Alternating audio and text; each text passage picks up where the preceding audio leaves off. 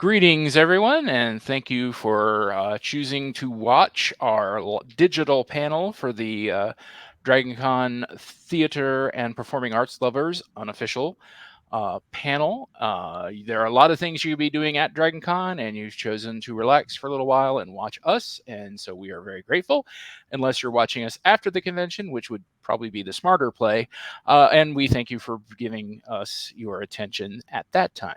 People of the future, please tell me, is it nice in the future? Let me know in the comments. My name is Gary Mitchell. I am the chief nut and bottle washer for the group. I am assisted by the lovely Sarah Rose, who is not here right now, and Sue Kaisenwether, who's not here right now, but here with me to discuss our topic today, Stagecraft Secrets, the Art of Writing for the Theater, is a lovely panel of excerpts, and I will start to my stage right, left, and let Stuart go first. Actor. Hi, everybody. I'm Stuart Jaffe. I'm best known as the author of the Max Porter Paranormal Mysteries, but I write tons of stuff.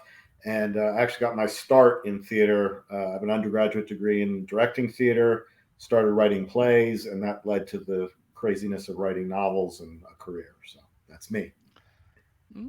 And next to him is Mr. Joey. Introduce yourself, please. Good evening, everyone. I started as a playwright. Actually, when I was in sixth grade, I wrote my first little play and my first set of lyrics for a program on junk food addiction. And also have an undergraduate degree. I double majored in theater and English literature.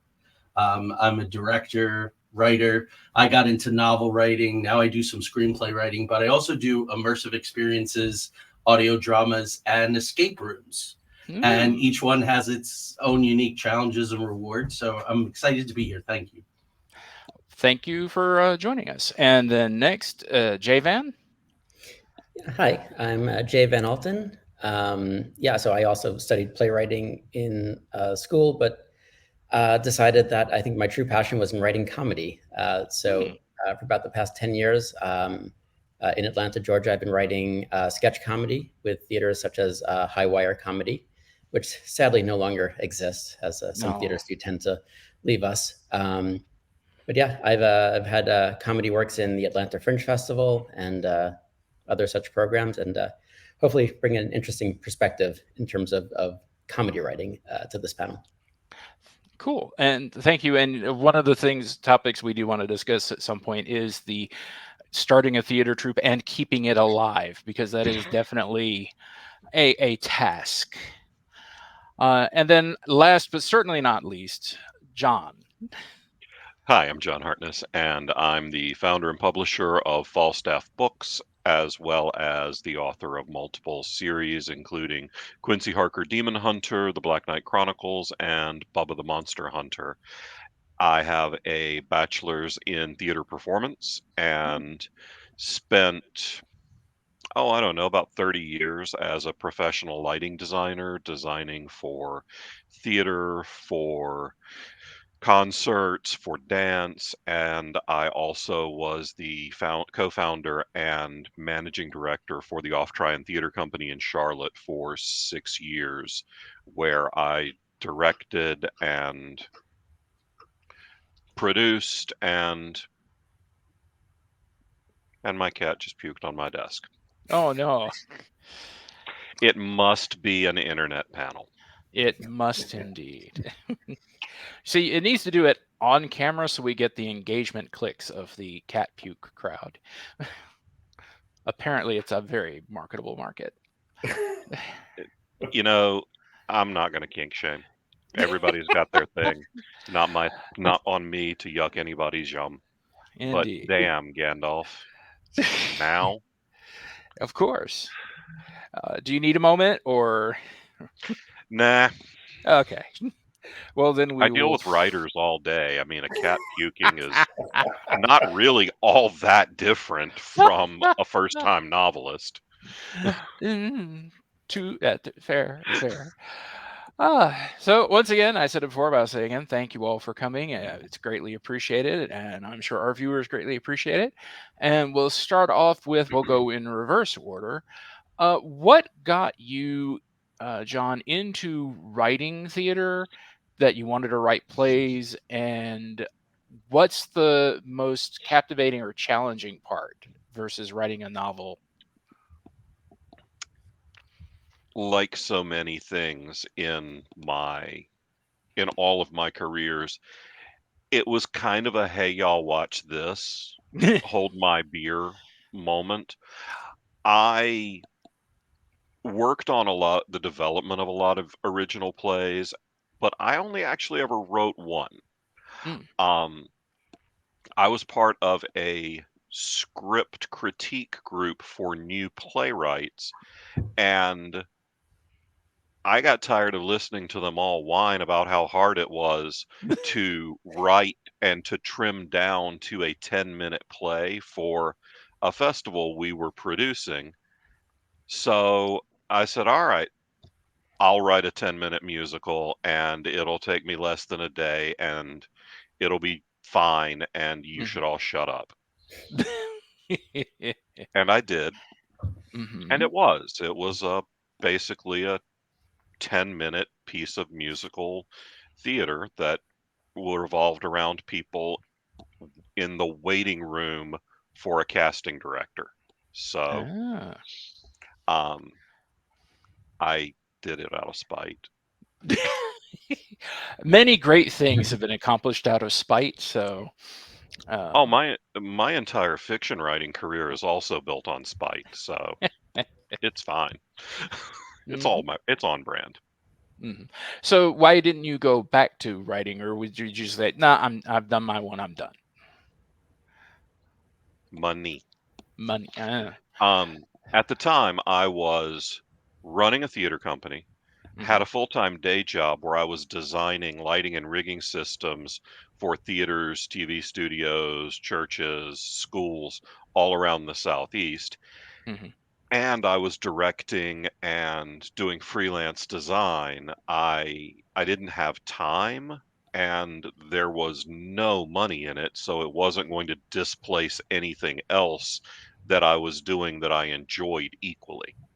okay. So I then left theater for the oh so more lucrative career of fiction writing. And if I've ever said a fictional sentence before, that's the topper right there. Oh, and how about you, Jay Van? What attracted Uh, you to writing yeah. theater? I mean, can I just say that I like writing dialogue more than narration? Is that, is that good enough? That's a Okay. valid answer. All right. Well, yeah, I think that's a lot of it. But I think for me, one of the things I love about stage writing is that I feel like I'm writing directly to the director and the actors as opposed to Mhm, the audience. So I feel like I'm having this conversation with other artists who are then going to take my work and make it better in a lot of mhm. ways, sort of act as an additional filter to refine it, and I think make it a little bit more digestible to an audience. So I appreciate that collaboration, and yeah, it's more like writing instructions to someone than writing Mhm. a book that's going to be read directly. Okay. Joey? Well, I started as an actor at a really, really young age and then studied directing, English literature, all of that in college. And just being with theater troupes, I just happened to be with troupes who were looking for writers, who provided an opportunity. And I said, I think I'll try this because really I thought it would make me a better actor and director to Mhm, understand what a writer did. And so a lot of the teaching that I've been doing for the past 20, 25 years and some books I've written are, if you're a playwright, learn some acting, learn some directing, and, round robin that thing. So, but as it turned out, I got an opportunity to do some plays that were very successful and they won some awards. And I really enjoyed it. And then it wound up being a big part of my career for the past almost 30 years. Oh, very cool. And what attracted you to that is that you stuck with it, that writing versus everything else, since you dabbled your fingers all over the place. Yeah, because novels are so novels are so completely solitary, and I've written 8, 9 novels now, and a couple of nonfiction books. But I try to get out into the world, although especially since the pandemic, I'm just as happy to stay home in my little cave here. So it pushes me out in that interaction, which is good. I'm also a screenwriter, where writers are really kind of devalued. We sort of write a draft that then oftentimes looks very, very different than what we did before. But theater is kind of that sweet spot where you have this great collaboration, and it gets better, as Jay Van said. Invariably, it gets better. And to see what the director does and the right time to hand it really off to the director completely, and when they hand it off to the actor, and then and it's an interesting experience to hear your words read out loud in the theater. I still look forward to it with trepidation and excitement. So. All right. And how about you, Stuart? Well, I got started when I was in college, studying to directing in theater, and I went to a very small college, so their directing program literally had you learn every designer's job. You were forced to be an actor, you were forced to write, and you actually got opportunities to do these things instead of just read about how other people did them. So that was probably when I first got a taste of writing. But what really kicked in was then summer came, and I didn't want to get a job. So me and some people got together and we're like, well, let's basically we convinced our parents that we would raise money and put on get a venue that would and put a show on. And that's what we did. But we quickly, realizing how hard it was going to be to raise money with no name at all in us. We were a bunch of guys who don't know what we're doing. So I said, well, I'll write a play for us to put on, because then we don't have to get the rights or anything. We don't have to pay for anybody for it. Mm-hmm. Well, it kind of came out of necessity, and it just grew from that. And then once you start writing and the bug hits, plus I will totally admit, and this is also part of why I segued into writing novels ultimately, is control. It's just, you're a god, you're somewhat of a god as the director, but then when you're writing and directing it, you're more of a god. But when you're writing a book, those actors do exactly what you want. But I do like the collaborative part of doing theater. I mean, I'm only half joking, but there is definitely an aspect. I mean, if you're trying to direct somebody and not give them a line reading, and you cannot get that across, it can be so frustrating. So that's kind of how that all went for me and kept me going. But yeah. Okay, and that does kind of touch off to one of the things I definitely wanted to bring up, and so I'm glad you both you and Joey brought this up, because there, as people might know, there's a thing going on with writers for movies. There's a little bit of a hiccup going on that greedy people aren't paying the people that need to be paid. But you mentioned with a lot of times in writing a screenplay for movies and whatever, the writer, once the script is in, is out 90% of the times. There are a few rare cases, especially if the director is the writer, where the writer is still there. But usually once, it's gone, it's out of their hands. Whereas with theater, it seems like there is more of this, as you said, the collaboration, the back and forth. I'm going to start with you, Jay, since you do comedy. Yep. And how do you feel about, and how do you adapt with people wanting to improvise your dialogue? Are you open to it? Or is it one of those, no, please, you have to stick to the joke? That's a complex issue. I think in rehearsals, when you're just getting a sketch on its legs, I think improv can be great to explore it and to find, just some funnier options. There's always a better word that you can use, or some better timing. So I think that's great. I love that part of rehearsing. But I think at a certain point, the script has to be finalized. It is up to the writer and or director to decide what is ultimately going to make it into that script. And then I think, generally speaking, I think actors kind of need to stick to that. There are some exceptions. If you're working with phenomenal improvisers, maybe give them some leeway during the show. But generally, I think you do want to have a final script. So it's a great way to sort of get a show on its legs, on its feet. But ultimately, yeah, I I don't love actors improvising during the show. Yeah. Mhm. Yeah, Joey, you had a look there.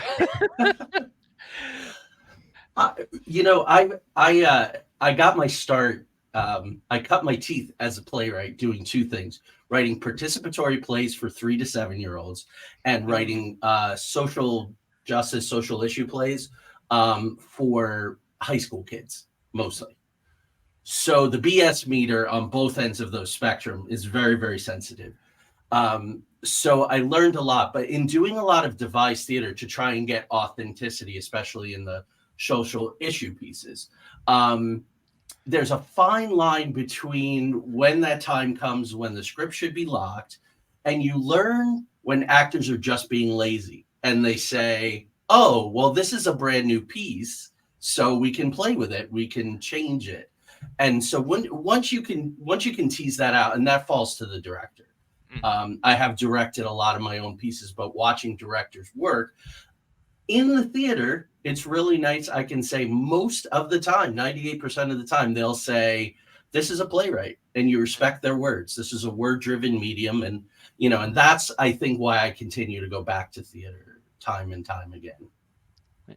I was just recently having this conversation with some of my friends who I graduated with are work in Broadway and in professional theater at that level, and off Broadway. And so I was talking to recently about the whole screenwriters versus playwrights and all that, because at that level, playwrights are the center of it, whereas like in film, directors are the center of it. And so you do not, if you're a professional actor, you do not improvise. Maybe in rehearsals if it's open to it, but like Jay was saying, when this is set, that's it. Those are the lines, and you do not deviate from that. And I found that really interesting, because I think certainly at the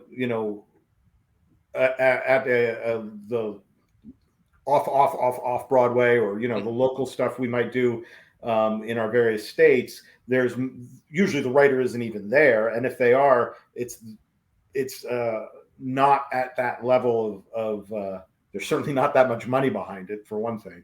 So that probably affects things too. But I just find it fascinating, because you get to film, and the writer is the least of the writer is writing theirs. Lucky if you'd even call it a blueprint for what the film is going to be. But in a play, it is much more, written in stone. Yeah, I think you really touched on something there, because like there are well-known Broadway directors, but if you go to the general public, they're going to know a Mammoth play, they're going to know Shakespeare, they're going to know this is a Sondheim piece versus who's directing it. Not trying to downplay the role of directors, don't come after me. But yeah, it's definitely more of a, oh, this is like I said, this is the latest Mammoth, I got to go check that out. Yeah, the copyright actually plays a big part of that, because with playwrights, they get to maintain the copyright on their work, and theaters are usually licensing it, which means a director can't, or actors can't really change anything that's locked into the script. Otherwise, you're getting into copyright violations, and minor things are probably okay, but you're limited, as opposed to say a studio movie thing. A studio is going to buy a script from a writer, and then they can do whatever they want with it at that point. So there's legal reasons why we end up in that different world between stage and movies. And John, I remember one of my first conversations with you on a panel, we were talking about writing, and I asked the question of, what do you do when your characters do something you don't want to? And you went, no, these are my characters. They do what I tell them. I am God in the world of my novel. They will not do anything I don't want them to do, because I'm the one writing it. In theater, it is a more collaborative process, as some of these folks said. Joey, I think it was, said that writing a novel is a solitary experience, and the novel comes to life differently for each person reading it and experience it. No, Gandalf, you cannot step on the keyboard right now. But a play is a collaborative piece of art that is it's largely worthless with just one person. It doesn't exist in a viable form without a director, actors, and audience. And you can blame the concept of theater as literature is to blame for most people's loathing of Shakespeare, Mm. because a million high school and middle school English teachers who know nothing about putting something on its feet Mhm. have wrecked the love of Shakespeare for millions of people. And I love high school and I love teachers, I love English teachers, but it's a play. Mhm. You cannot apply the same type of literary criticism to a play that does not exist in a vacuum in a viable state as you can to a novel or a poem, because that experience only exists between the reader and the words. Theater doesn't work like that. And in the creation of theater, a a contemporary play that you are paying for the license for, no, don't ever change the words, I'm not ever going to say change the words, but some things don't age well, Mhm. and sometimes there are word sometimes there's a cat's butt right there in your face. We'll just pretend it's the butthole cut. Yeah, exactly. Me and Weber. But sometimes there are things that a play written 25, 35, 135 years ago, we don't say things the same way. 10 years ago, we don't say things. 5 years ago, language and society are constantly changing. And I do feel like it's important to have leeway on the directorial and actor side to make potentially fraught um, topics approachable in terms that will not immediately shut someone down. Because there are words in our society that as soon as they leave your mouth, someone is done listening to you. And if you're trying to produce a play about social issues, like Joey was saying, I did a lot of social issue theater when I produced for Off Tryon, and sometimes you have to tweak something that was written in the 80s for a 21st century audience because the world is different.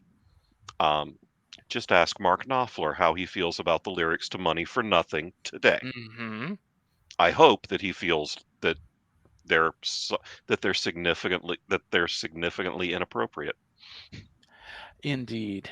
Yeah, that is definitely one of the things, but for adapting older is making it fit the modern, because also, like you said, language changes, meaning changes. That is a whole other topic we could go into. But Uh, just to add to that, a lot of times when you're working with new work and the playwright is available and accessible or part of the process, then they become part of that collaboration. They're part of the process, they're part of the whole thing, and you and the cast and the director can talk it through. And if they respect you as an artist and you respect them as an artist, you're going to listen. And if somebody says, I'm not comfortable saying this because this, and this, well, maybe you wanted that. mhm. We have, I have had a long standing discussion with a good friend of mine about a book cover we produced that she refers to as triggering. Mm. And I thank her every single time she says that because I want that cover was designed to be triggering.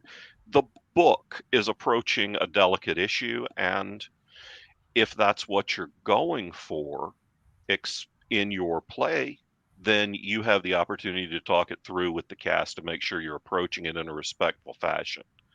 So I don't want to say that just change things willy-nilly. Mhm. If you have the ability to work with the playwright, do.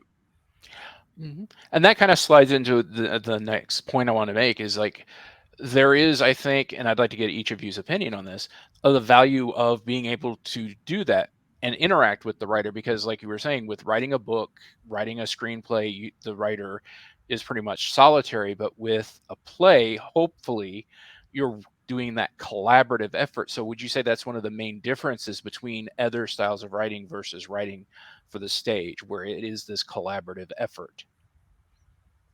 I wouldn't say it's the main difference, but it is a difference. Um, in that, I mean, as I said that, I think when you write a novel, um, you do have beta readers, you have a publisher usually, you have editors usually, so you are getting some kind of feedback that you can then adjust to.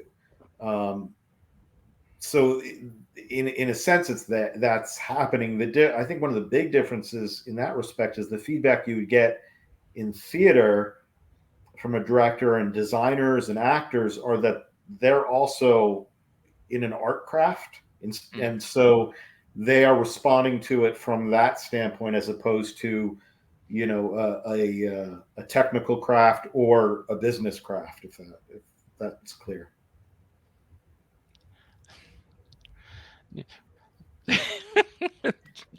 Yeah. You should Yeah. redo your title, say John G. Hartness and Gandalf. Yes. Yeah. Yeah. He's Well, making quite a show right Never now. work with animals or children. It's too expensive. There's yes. no door on my office. I don't have. Whoops. No choice. Yeah. All right. So Jay, working then with people for comedy, I think again, comedy is so, I don't want to say delicate, but it's one of those things where you kind of have to be in the moment. What's going to play like on Thursday may not play on Friday, depending on your crowd, that sort of thing. Sure. So, would you say that is also another factor of why you want the writer to be there? Um, I would say I normally, as the person who is the writer, Mhm. I often prefer not to be at the show. Okay.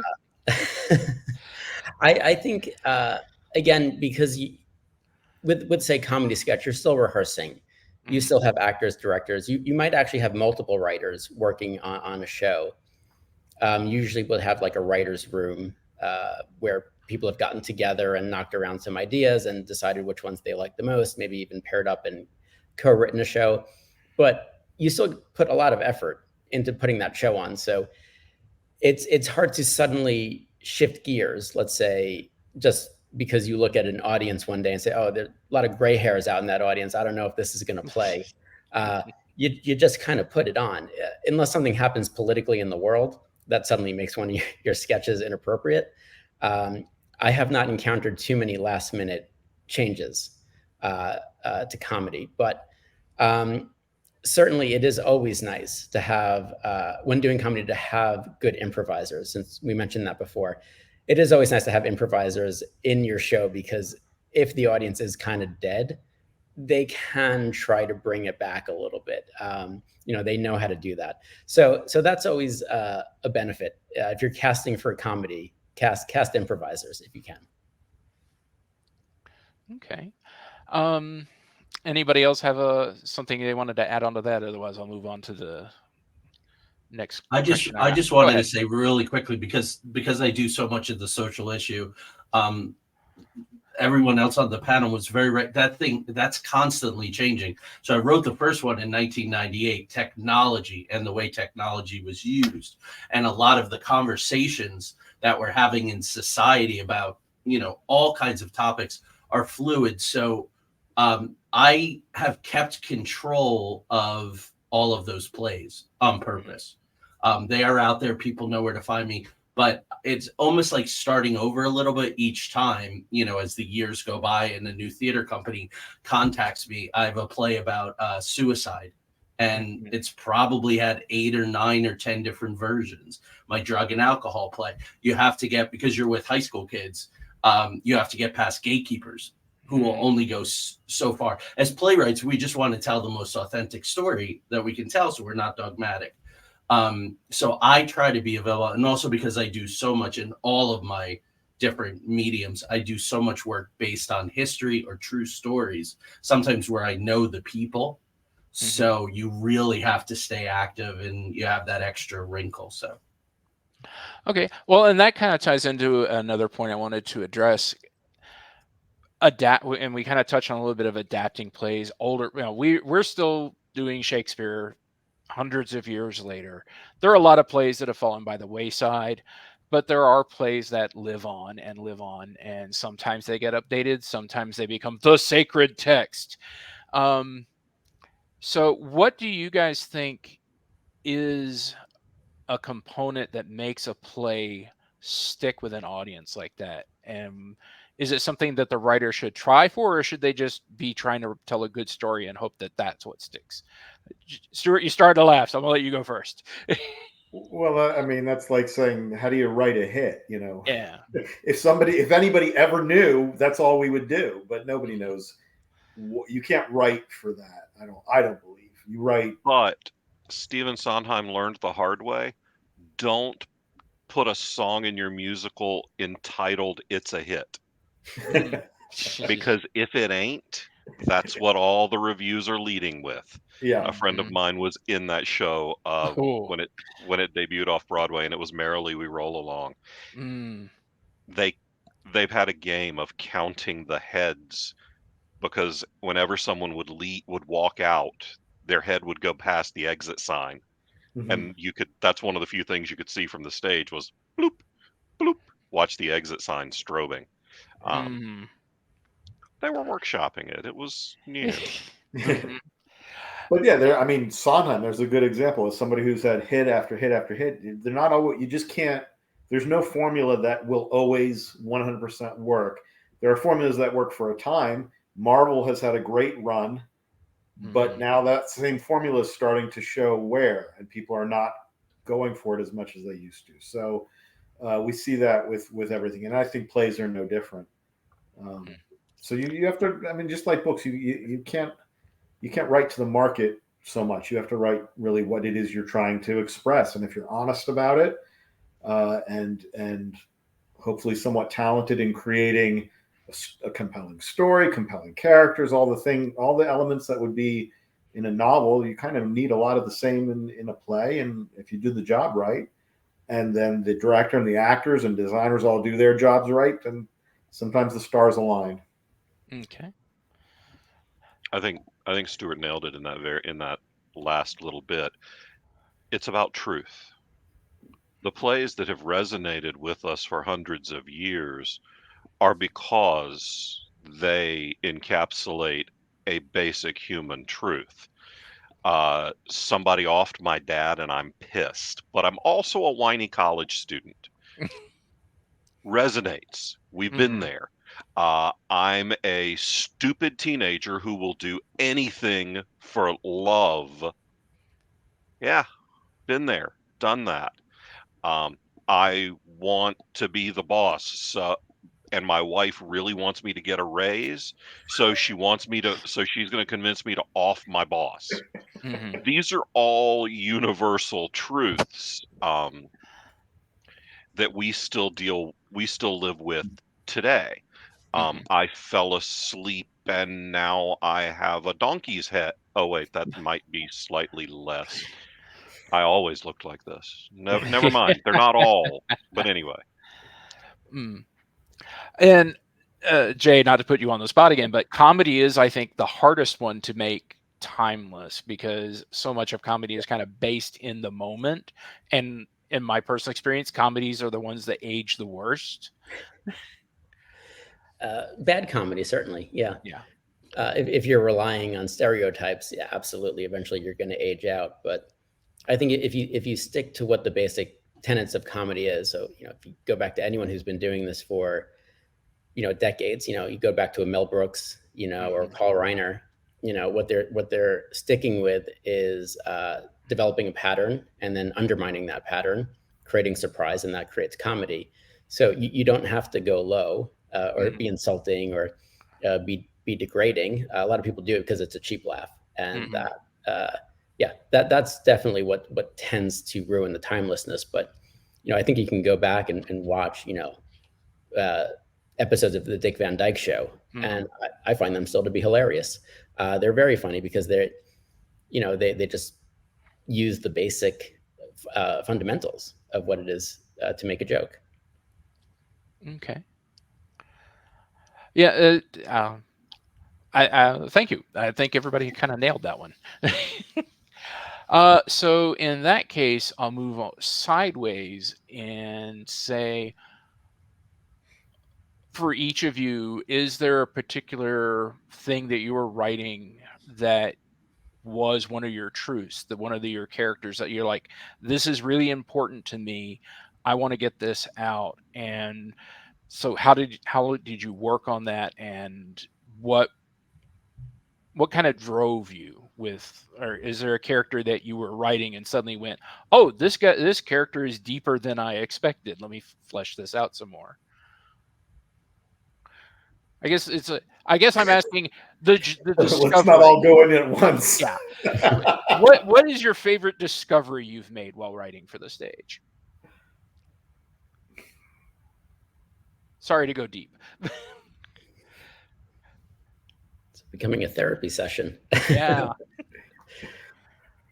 For real.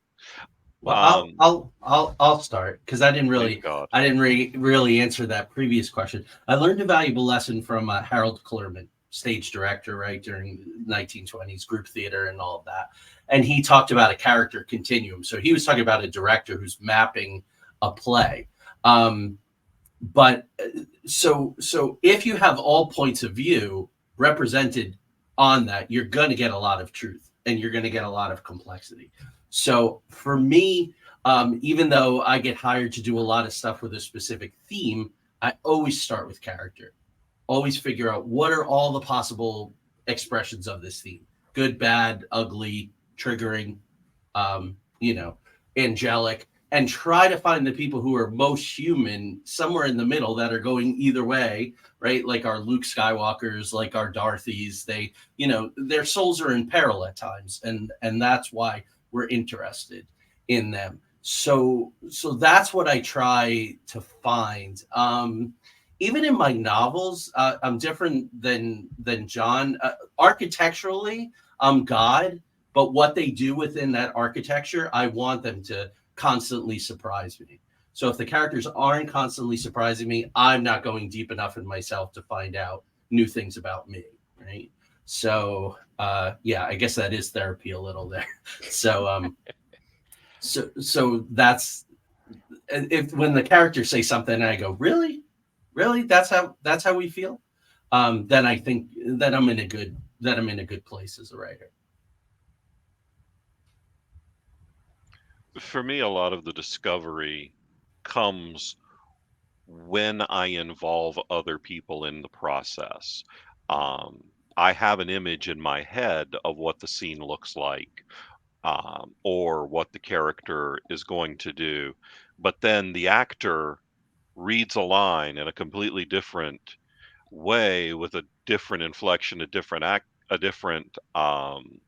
emphasis point, and all of a sudden everything changes. Um, and it's the same with novels. I write what I want to happen, and then my editors say, "So that was stupid. Let's not ever do that again, and maybe look at it this way." Um, so it's holding the mirror up to nature. Um, that's our job as writers, as actors, as directors. That's what we're supposed to do, but we're always looking at that mirror through our own lenses.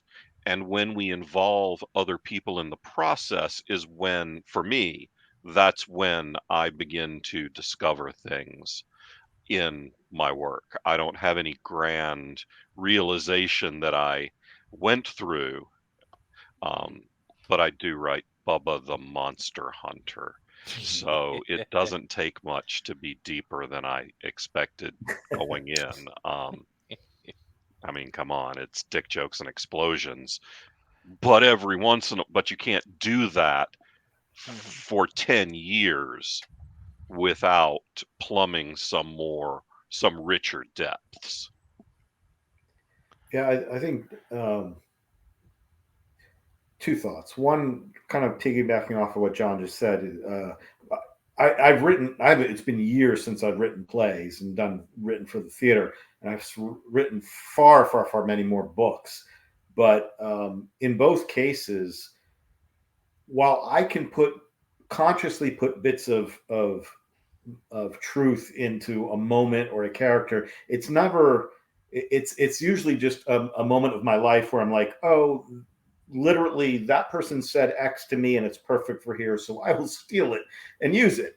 And that's that kind of thing. But the those like deeper truths, those where you're starting to get into like thematic kind of things and all that. Uh, I learned a long time ago that that's, at least for me and from I think for most writers, is a kiss of death to what you're creating, because you have to create a story, not a lecture, not a lesson or a moral. Those things can happen and they can exist, and your subconscious can be happily going away at it, but it's if I'm ever conscious of it, it screws the whole thing up. I need to be conscious of what is this character trying to achieve? Oh, they want to blow something up, or or I mean, John was not even half joking. He was completely serious when he was talking about his Bubba the Monster Hunter. But the point is, he and I both write in urban fantasy and action stuff. We've got witches, we've got magic, and I know John's written about the Fae and all this kind of stuff. So those are not things we have real life experience to pull a truth from. We bend them to our will to do what we want, and it's ultimately so. So that was point one, and point two is related. Is simply that even if you try to write to a theme, part of the reason it usually fails is because we can try our best, and we do try our best to control / manipulate our reader or an audience to get from the experience what we're trying to get them to get. But that doesn't mean that's what's going to happen.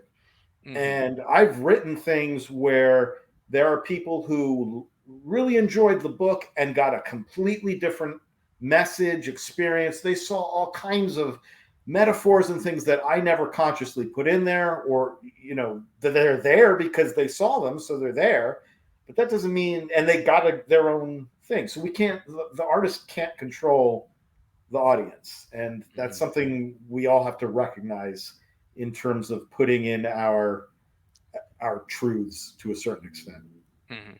Yeah, it's like I think Stephen King in an interview one time was talking about his writing from the late 80s, and he was like, gosh, I was working through some stuff, wasn't I? That's exactly a conversation I had with our friend, a mutual friend of mine, and Gail Martin. Mm-hmm. I said to her one time, so daddy issues? She's like, what do you mean? I said, you kill every father in your books. And she's like, yeah, my husband pointed that out to me. Yeah, I'm working through some stuff. I'm working through stuff with organized religion in a lot of my books, yeah. Mm-hmm. Mm-hmm. Yeah. And we've all been subjected to the horrible edutainment, where it's like, oh, please just punch me. Don't stop hitting me in the head. I get your point. So definitely, Jay, I think you'll appreciate that. The joke's got to come first. It can have a meaning behind it later, but if it's not, if you're just telling this point just to tell it, then I think I shudder in fear of what Hamilton would have looked like in the 80s. My name is Alexander Hamilton. We're here for some Alexander fun, and just I mean, it wouldn't have been made in the 80s, but if it had, there probably would have been a lot of white men putting their hands in it and ruining it. Yeah, definitely. So we're running on close to time, so I'm gonna pick one more topic for us to go through, and that is when you're writing a book, they say, you got to get that opening hook. You need that good opening line. Do you think writing for the stage is the same way, that you need that hook to grab them at the beginning, or since it's a play, they've come in, they've set down, you've got a little more leeway and a little more time on that opening of your work? How important is that opening? I think so. I'm currently writing a musical comedy, and our opening is a solid 2 minutes of dick jokes, and then after that, we don't tell any dick jokes after that, right? But I think you got to get people in on the comedy part of it and laughing if you're going to do a comedy, and then you can get a little bit more serious at times as you're moving forward. But I also like to look at the opening, and I know in movies we talk about how the opening should sort of match the end shot, right? They should be compared in a way to see how things have changed or not changed. And I think you can do the same in theater. Maybe not necessarily visually, but certainly part of the job of the opening is to show not necessarily the status quo. I think everyone thinks that comes first, but you want to sort of show what is an idea that you can start with. And then at the end, how has that idea changed? Have you sort of proved that idea or rebuked that idea during the course of the show? So I think sort of focusing on your theme and where your status quo is of the theme of your thematic status quo, and then how that is changed by the end is certainly another aspect you want to focus on. Probably really get clear in that beginning part. I feel like the hook isn't for your diehard theater lovers. They're the ones that bought the ticket. They're going to give you halfway through Act 1. The hook is for the friend or partner that theater lover brought, who's grousing about not going to see the new Transformers flick because they're now having to put on real clothes and go to the theater instead of staying home and watching something that they've seen a dozen times. And if the hook wasn't important, I would not have put so many damn light cues into another open and another show. I mean, it is important because it sets the tone, and it's where you grab the middle. It's where you grab the people who are slightly less into what you're doing overall, and it's where you democratize your audience a little by bringing those people up to the same level of interest as everyone, and then you've got them. And you can tell from the stage if you've got them. You come back, everybody's done this. We come back, we're like, well, they're dead. And then the next poor schlub who goes on stage, their performance is weaker because you came back feeling like the audience wasn't giving it to you. Well, you make your hook strong enough, and it's on everybody, but it starts with the writer.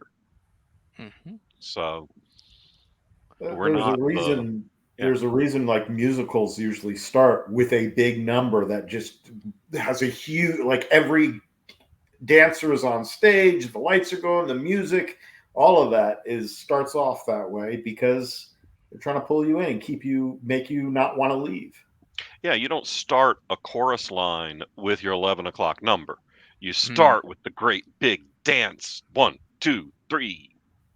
Terry Mann yelling from the back of the theater and all of that. You start with the flash. You razzle dazzle. Hey, Joey. I'm very much an architecture guy. So like Jay said, that status quo is, what we call the ordinary world, right? So I'm a big believer in the 3-act model, in the hero's journey. A lot of these things are going out of style in certain quarters right now, but I swear by them. And a lot of people I know who are doing well as writers swear by them. So I like that architecture. So that call to adventure, that movement from the ordinary world to the upside down world. I learn a lot from Pan's Labyrinth. Pan's Labyrinth is a total clinic for that kind of thing, moving from the ordinary world to the extraordinary world or the upside down world. Stranger Things does it very well. So there's still expressions of them. So I think when the character's in their ordinary world and something comes in, a catalyst, a crisis that shakes them out and puts them on that road, the knock on the door that brings the Hobbit out into the world. You know, there's tons of really good examples here. That should serve as the hook. Now, when I write musicals, yeah, I have a big opening number, an immediate mystery. I wrote a murder mystery musical that wound up getting a sequel, which was really cool. You don't get to do that often, write a sequel to a musical. It didn't work out great for Phantom of the Opera, right? But so anyway, there's this big opening number where this girl gets off the bus from Kansas and she wants to be a really big star, and she meets all the different people, the costumers and the agents, and just before she makes it big, she's gunned down in the street by a Tommy gun. That could serve as a hook. So, and that was the upshot of leaving her ordinary world, answering the call to adventure. Sometimes we get murdered in the street, and I think that's valuable too. So that's my approach. I would add, because both Joey and John were talking in very because we're talking theater and the way the audience reacts and all that, but purely from a writing perspective, whether it be writing a book or writing a play or writing any kind of storytelling thing, it's saying that you want to start with a hook is like, to me, is advice kind of like show don't tell, in which that it's really misinterpreted all the time, because really every single part of your book should be a hook. All they mean when we say start with a hook is don't start boring. The scene should have a purpose and should be something that makes people want to turn the page and read on. That should be every scene in your book. If it's boring, it doesn't belong there. If it's not doing its job, if every scene is doing its job, and this is true in a play too, the last thing you want is, whether it's the first scene, the last scene, the middle scene, you want that audience to be paying attention, excited, and wanting to see what happens next. And if you have a scene that's boring, it doesn't hook them in and keep them going, you've got a problem. Thank you, Elmore Leonard. Yes. If you find yourself stuck, have a man come in with a gun.